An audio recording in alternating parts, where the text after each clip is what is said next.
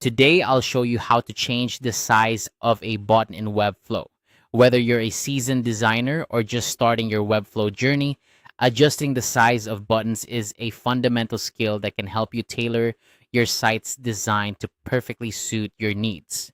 Let's dive right in and see how you can do this quickly and efficiently. First, you'll want to head over to webflow.com. Make sure you're logged in and you'll be taken to your dashboard where all your projects are listed. Webflow is a powerful tool that allows you to create professional, responsive websites visually, and the dashboard is where you manage everything. Once you're on the dashboard, look for the site you want to edit. Click on the project to open it in the Webflow Designer. This is where all the magic happens. The designer is your canvas, equipped with all the tools you need to customize your website. Now, navigate to the specific page where your button is located. Scroll through your design until you find the button you want to change. Click on it to select it. Selecting the button will highlight it, indicating that it's ready for you to make changes. On the right side of the Webflow Designer, you'll see a panel with a variety of settings. This is your style panel, and it's where you can make changes to the appearance of any element on your page, including buttons. Look for the section labeled Size. This section allows you to tweak the dimensions of your button, giving you control over how it looks on your site. To change the size of the button, you'll need to adjust the height and width in the size section.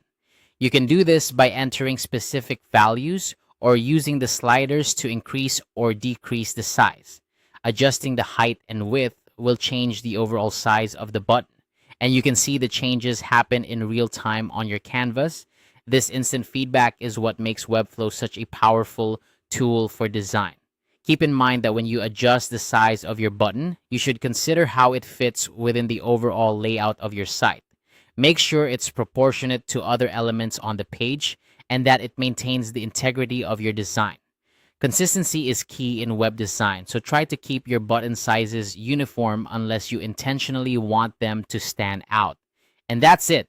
You've successfully changed the size of a button in Webflow.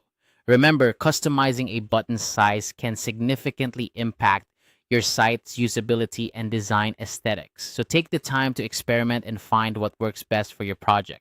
I hope you found this tutorial helpful. If you did, don't forget to check out more of our Webflow tips and tricks to elevate your web design skills. Thanks for watching and happy designing.